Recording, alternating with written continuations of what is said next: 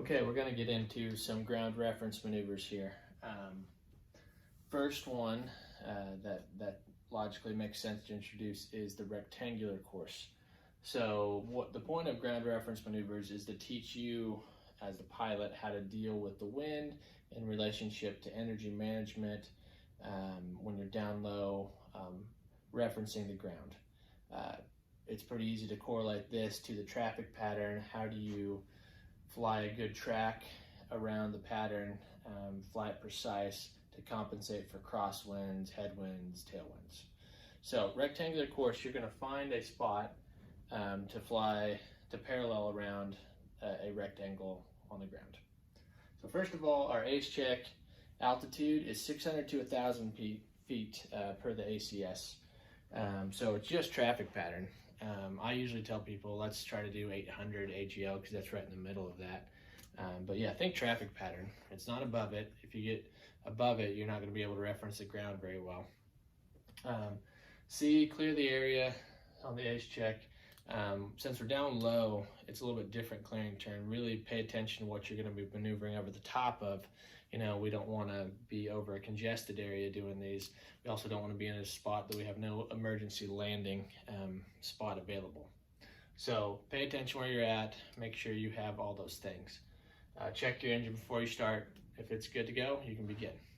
So rectangular course matters per the ACS what direction you enter. So you will enter 45 degrees to downwind, which is a lot like traffic pattern entry will be.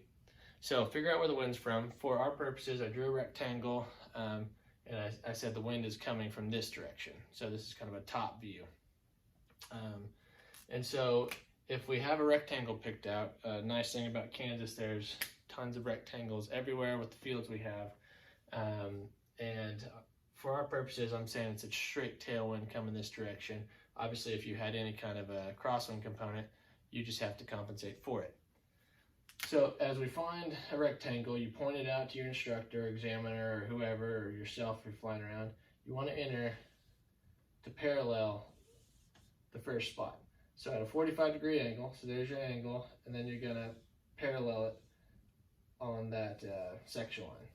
And this could be a road, it could be a tree line, it could be a fence line, something that you can track for a while. So as you're going right here, you will have a tailwind. So your fastest component, your fastest ground speed component is going to be on this leg. So as you're tracking along, first of all, you want to make sure you're staying the same distance from the road to where you are. So I always tell people, you know, it's either a quarter or half mile most of the time when you're doing this. And you should look out ahead of you when you're here to see if like there's a field change or a fence line or something that can help you aim for a goal as you keep going out here.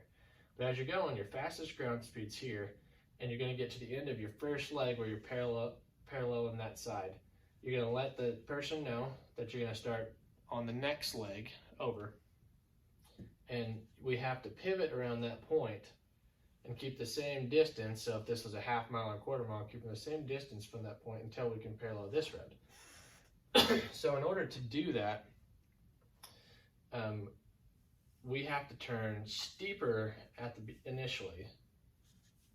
And the reason for that is because if we don't turn steep enough with that extra ground speed we have, we'll end up too wide away from our point.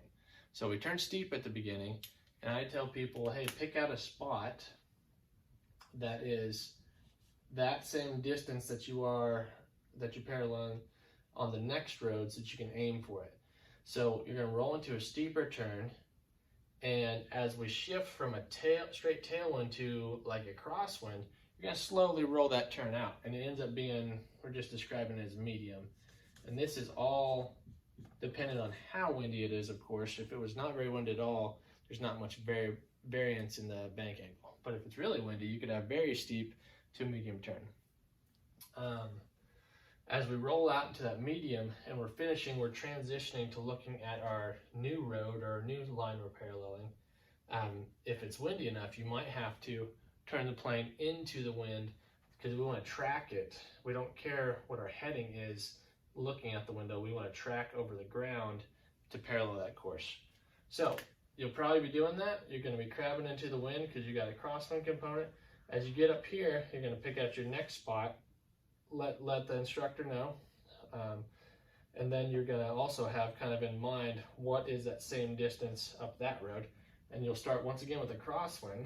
So you would have medium bank angle based on your ground speed component, and as you finish that turn, you're turning from a crosswind to a headwind.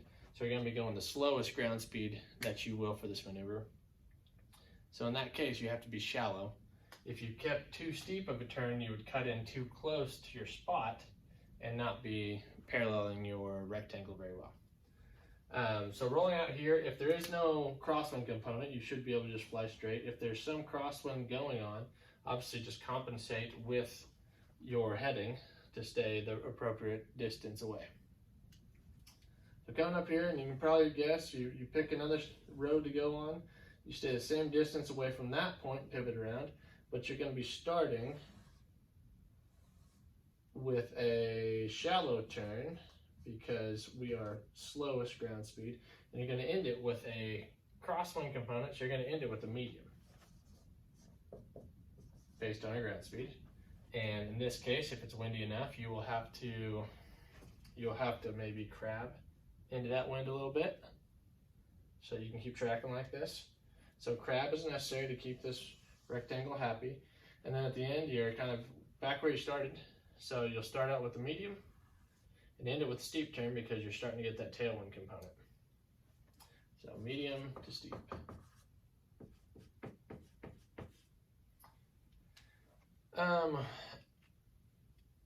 Common errors you see is, so the ACS says you need to maintain altitude within 100 feet.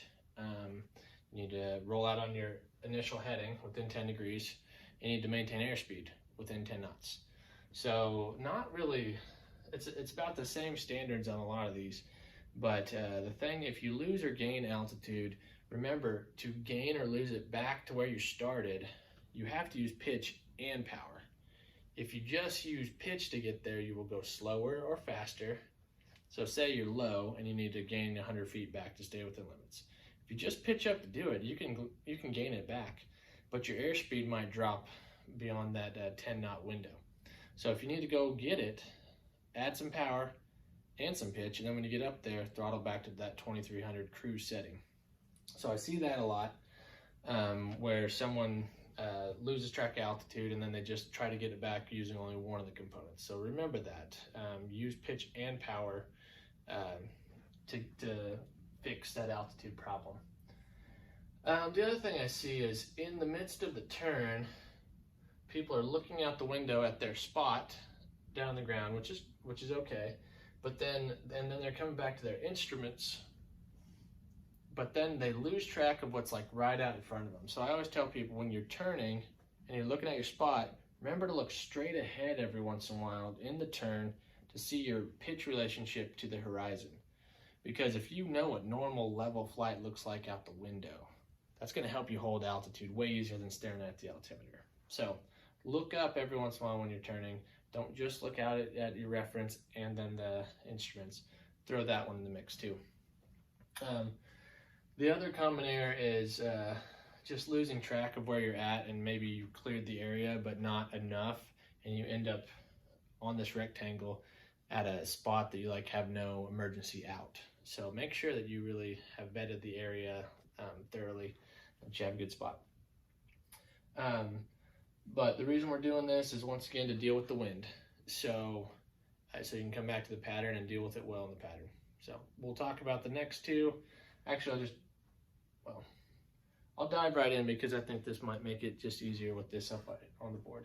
So if we were going to do turn around a point next, all that you have to do is erase these straightaways and you have turn around a point. So it's just a constantly changing turn. So if I erase the middle components and then just combine it all, you're going to have a constantly changing turn to keep the same distance away from a point. So once again, we're going to be 600 to 1,000 feet AGL, clear the area, check the engine. I love to use intersections personally to pivot around, because around here it's very easy to kind of see the grid of like keeping the same distance here. So once again, if we have the wind coming from this direction, what we can do is, if you start with the tailwind component, your first entry out, or your first bank angle, is going to always be steep. So it's been taught this way over the years often, where you have, you start with a downwind tailwind component. You don't have to. I'm going to teach it that way just for the simplicity of it. If you start another direction, just know what's happening with the wind. If you got a headwind component, you're going to start shallow.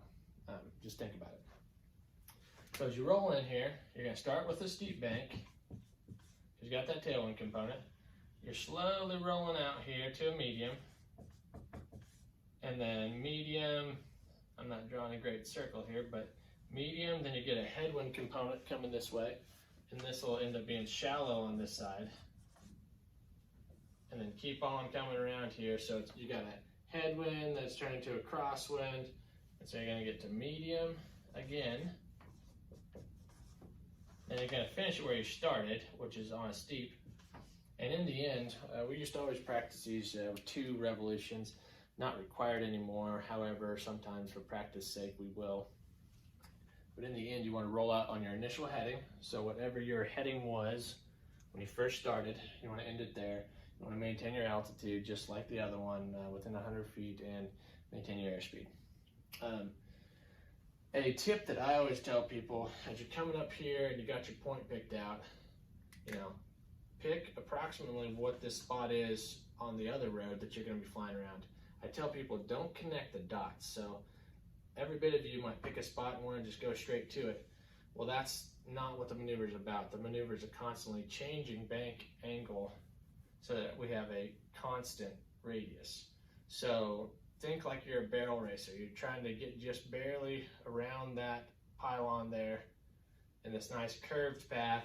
And then as you're getting here, you're picking out your next spot over here as you go, knowing that you're slowly rolling out the shallow, and then you're going to be increasing. So just try to keep your eyes and mind, at least a quarter of the turn in front of where you're actually at, so that you can keep on compensating for the wind. Common errors I see on turnaround and point and S turns really are that when you have a really windier day to deal with, the hardest part is actually the shallow turn here, because every bit of you wants to turn just a little bit, but if it's pretty windy, if you turn a little bit, you cut inside of your circle of your turn radius, which gets outside of tolerances. So just know that if it's pretty windy, you might have a part where it's like not much bank at all. It feels almost like you're flying straight, and that's okay. So the other thing is, if you do a quarter mile and then you do a half mile, obviously your bank angles will be a lot shallower at a half mile. So keep that in mind.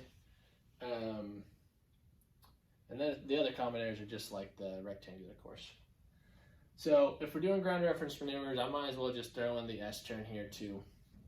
So S turn, after you learn these other 2, all we're doing is throwing 2 half turnaround points.